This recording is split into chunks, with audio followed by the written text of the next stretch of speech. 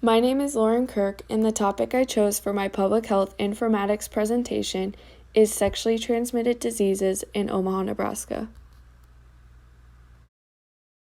The tier I chose to focus on is Omaha, Nebraska, more specifically Douglas County, which is local. Why Omaha, Nebraska? The highest STD rate in Nebraska is in Douglas County. Douglas County has had higher rates of chlamydia and gonorrhea than the national average for more than 15 years. There are 3 issues public health is facing within Douglas County. First, the lack of sexual health knowledge. People are unaware of family planning, how to say no or give consent, the different types of contraceptives, which includes birth control, condoms, etc., how to take care of contraceptives, etc. There is also lack of knowledge over how to receive STDs, the different types, places to receive help, symptoms, long-term effects, etc. Second, the lack of testings completed. People don't know where to go, don't know about the free testing and treatment options, are scared it won't be confidential, they are scared to tell their parents or people finding out, etc. Third, the lack of trusted adults or someone to talk to. According to Get Checked Omaha, the highest targeted group in Douglas County is ages 20 to 24. People are keeping things to themselves, which leads to getting no help. More people will receive the STD because of that one person not saying anything and not getting help. People are not speaking up because they are scared of being judged or made fun of. We will now focus on my first issue being lack of sexual health knowledge. The techniques and tools public health informatics can provide include the Geographic Information System, also known as GIS. This is a system of hardware and software that allows users to input, analyze, and display geographic data. GIS will allow us to see areas where it is high and having those school districts hold a required sexual health program or speaker. First, there will be spatial data. This data stores information about location and relationships for features found at coordinates. It shows adjacency, connectivity, and containment. This will help us target the schools in the areas with the highest rates. Second, there will be attribute data. This data variables to describe the non-spatial aspects of the database. It shows population, mortality, and demographics. This will help us see who is most prone in which ages or type of people to target.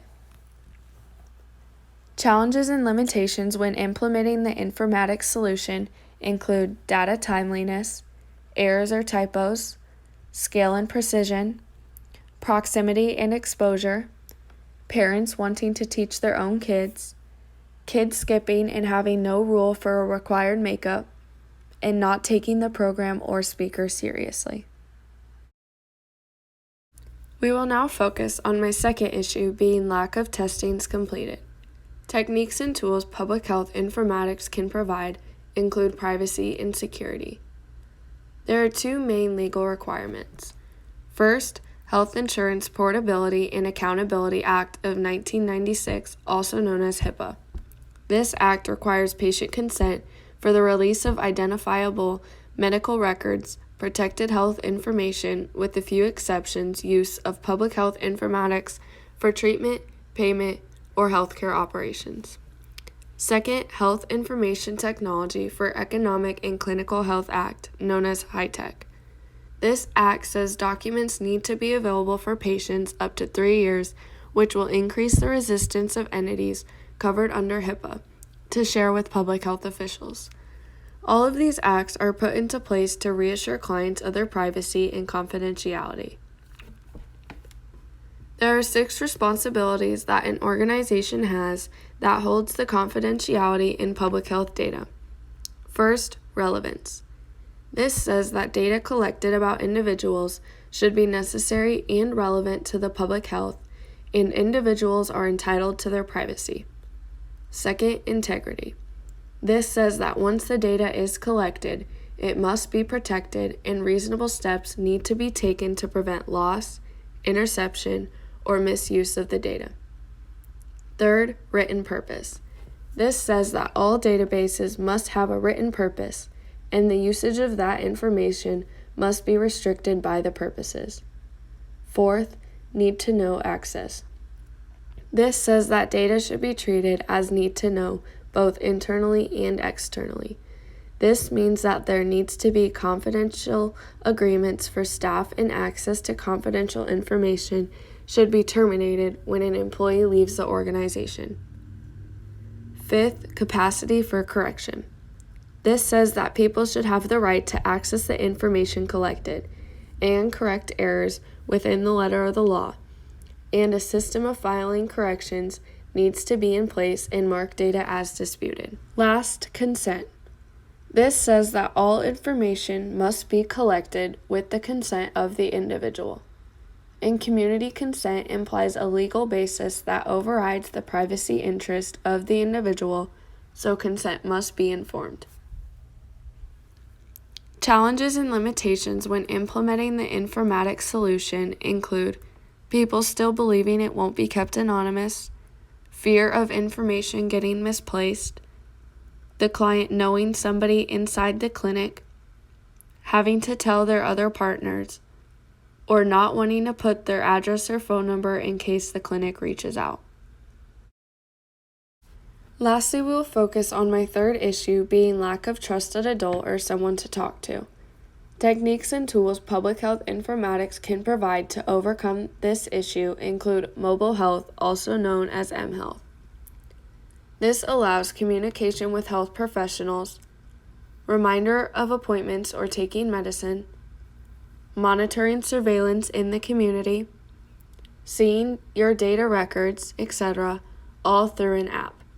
This will allow people who may have questions about STDs to contact a trusted health professional through an app rather than having to go into the clinic. The patient will also be able to express concerns about themselves or a partner over the app if they are scared to tell their parents or don't have any support system.